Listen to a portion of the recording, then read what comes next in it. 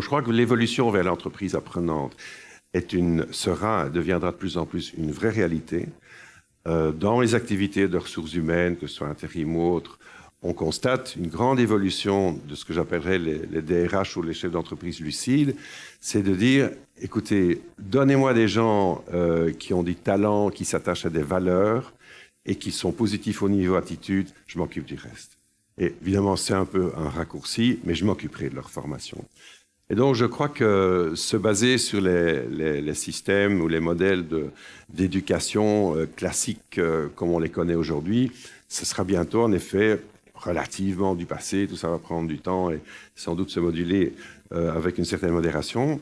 Je crois que le rôle de l'entreprise sera de plus en plus important et qu'on va quitter le concept que développent encore pas mal d'entreprises aujourd'hui qui disent « Moi, je ne vois pas pourquoi je formerais des gens qui peut-être vont me quitter, travailler chez un de mes concurrents et mon investissement va profiter à un autre. » Ce qui m'interpelle, c'est que si on doit passer le message, en effet, aux entreprises de faire évoluer leurs responsabilités par rapport aux membres du personnel ou ceux qu'on recrute, et la responsabilité des anciens, entre guillemets, de faire en sorte que les transitions se passent dans l'harmonie, dans la transmission des connaissances, et la transmission du savoir.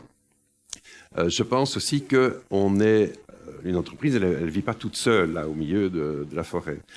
Et je crois qu'elle vit dans un monde qui l'entoure et qui est géré notamment par le monde politique.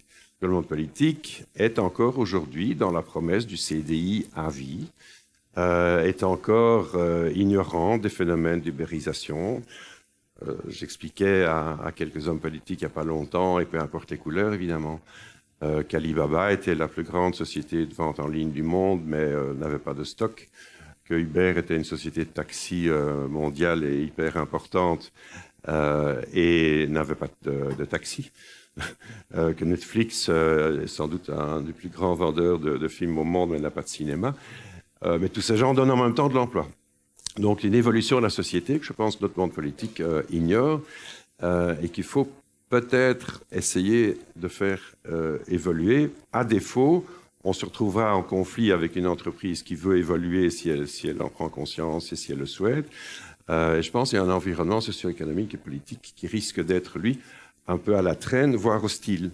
Et cette hostilité, à ce moment-là, va développer, bien sûr, les carrières de ces jeunes, mais surtout l'évolution des entreprises.